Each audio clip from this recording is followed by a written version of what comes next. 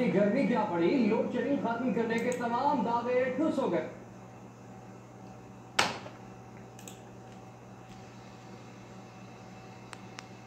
अस्सलाम वालेकुम दोस्तों।